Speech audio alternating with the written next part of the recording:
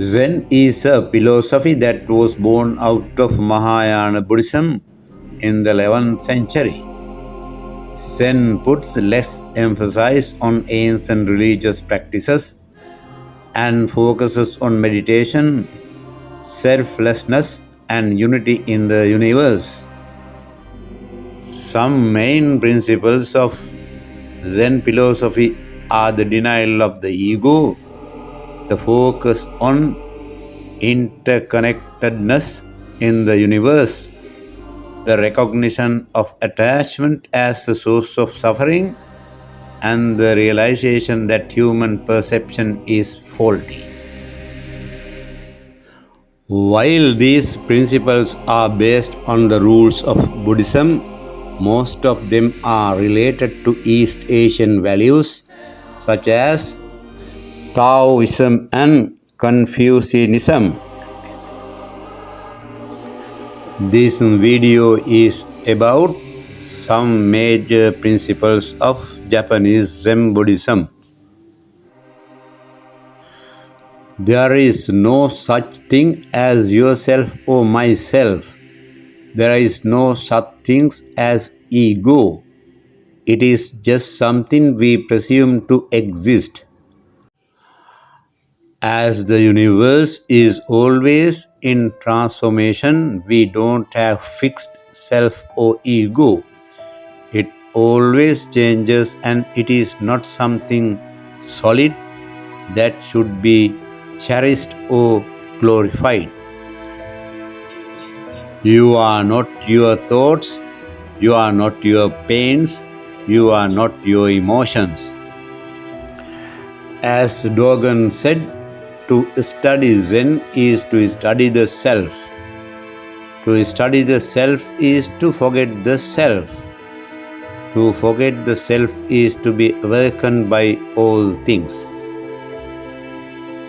The separation between self and others is just an illusion that disappears when we are awakened. According to Zen Buddhism, everything constantly changes, nothing is finished. This principle is known as Muya. Everything is impermanent, your thoughts, your pains, your sufferings, your body, and so on. Whatever we see in our environment was once different and will be different. In the same vein, nothing is perfect in the universe because everything is an constant transformation and everything decays after birth. Even things look perfect under the microscope, they have many defects, flaws, and inconsistencies. In Japanese culture, there is a term called wabi-sabi, that any artwork that emphasizes imperfectness, incompleteness, and impermanence is what constitutes true beauty. Another similar term is mono-no-aware, referring to the bittersweet awareness that all the beautiful things around us are short-lived, perfectly exemplified by the 2-week cherry blossom season. According to the teachings of Gautama Buddha, all conditioned things are impermanent. When one sees this with wisdom, one turns away from suffering. Another beautiful teaching in Zen Buddhism is things we value are empty. This principle is called Wu in Chinese, Ku in Japanese. It means nothing exists on its own, as everything exists relative to other things that constantly change. Emptiness is actually the middle state between absent and existence. Zen monks consider emptiness as the awakening stage when people feel boundless unity with the universe, also symbolized with the Zen circle showing that inside and outside of the circle are one. Emptiness is also accepted in modern physics as there is vast emptiness among the smallest beings such as atoms and largest beings, stars and planets. Similar to the emptiness, there is also the concept of nothingness in Zen. Nothingness is also a principle related to emptiness. All beings emerge from nothingness and return to nothingness.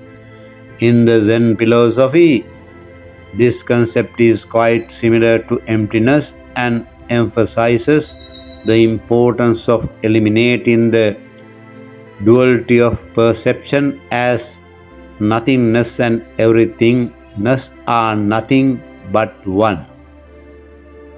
According to Lord Buddha, when you go into nothingness, you become everything. According to Zen Buddhism, attachment is the source of suffering. Attachment to worldly things has many problems. Attachment to self makes it difficult to emphasize with others. Clinging to things we love creates stress because everything transforms and eventually disappears. As Buddha said, if you become attached to something, its impermanence will eventually be realized, and at the end you will suffer more.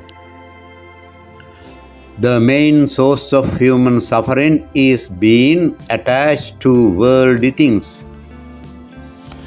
According to Lord Buddha, attachment is the source of all suffering. And another beautiful concept of Zen Buddhism is everything in the universe is connected. When a person realizes that self is an illusion, he is likely to feel like one with the universe and feel more connected. The interconnectedness is the universe arises from three thoughts.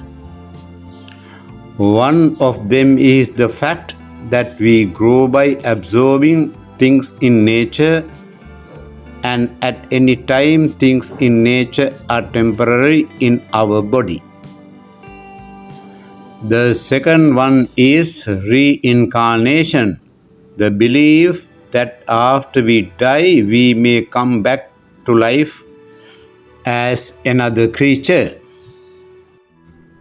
The third teaching is the concept of emptiness, where all things are undifferentiated. When the self is taken out of the context, Zen practitioners believe that our environment is deeply interconnected, sometimes known as the butterfly effect, as the flap of butterflies' wings in Japan can create an earthquake in thousands of South Africa. Zen practices such as tea ceremony in Japan also propose that we should become one with what we are doing, becoming one with the task. As Amitre said, you are never alone. You are eternally connected with everyone. Another beautiful concept of Zen Buddhism is accept that painful things may happen. This idea stems from the main Buddhist idea that suffering is natural and everything in life is temporary.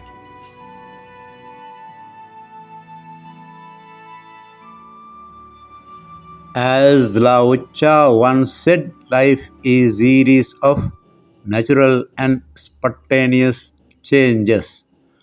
Don't resist them. That only creates sorrow. Let reality be reality. Let things flow naturally forward in whatever way they like. Zen philosophy is accepting things, including disasters, failures, and even negative personal traits, rather than denying them or fighting against them. Zen is about having the mental strength to deal with discomforting things in life. Zen training often involves sitting on one's knees for hours or working in the cold, which help us develop a mindset that is okay to have an unpleasant stimulus in our environment, and once we accept them, we don't feel unpleasant and they may even give us strength. While a huge sudden stream in a river may frighten us, the power of the stream will be ours if we allow it to carry us. Painful things may happen. Life is full of unfortunate events, and we should accept that we will have pains and disappointments. After we are born, we have to accept that we will get sick, get old, and die. However, we suffer most of the time because we are selfish, we are greedy, and we are attached too much to the materialistic world. We can control our suffering, which is usually driven by attachment to the materialistic world, our desires, and our ignorance. Another way to control our suffering is to realize that suffering is nothing but our thoughts only and our comparison of self to others, which doesn't make sense because in Zen, self doesn't exist. Another teaching of Zen Buddhism is be present, be mindful, fully experience each moment.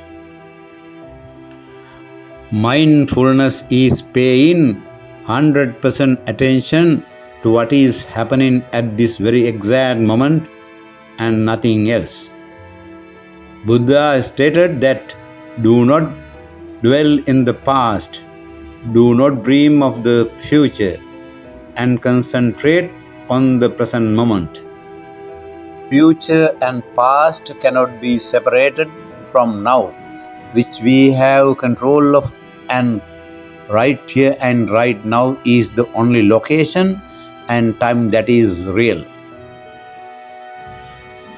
According to Zen Buddhism, meditation is the way to awakening.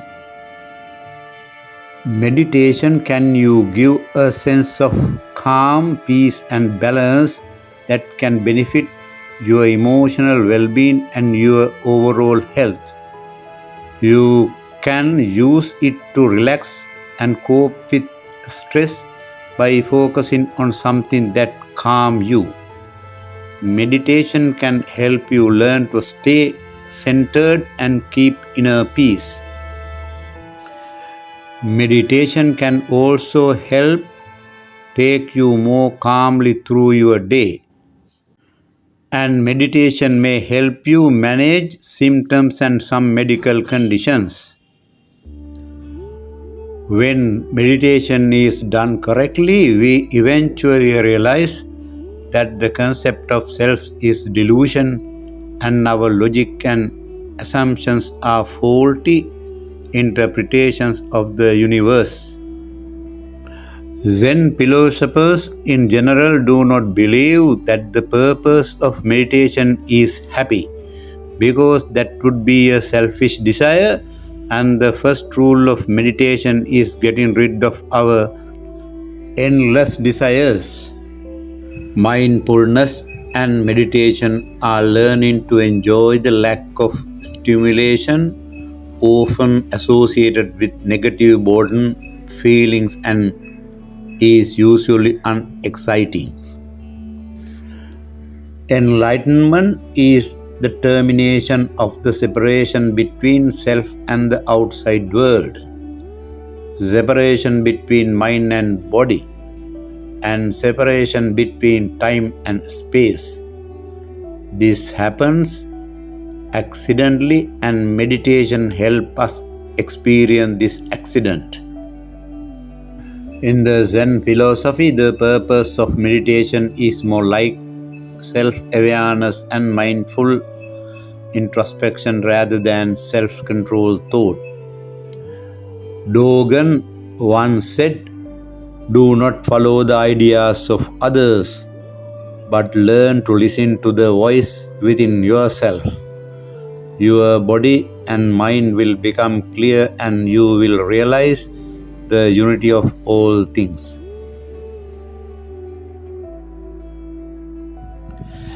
Thanks for watching this video. Please don't forget to subscribe, like and comments on this video channel.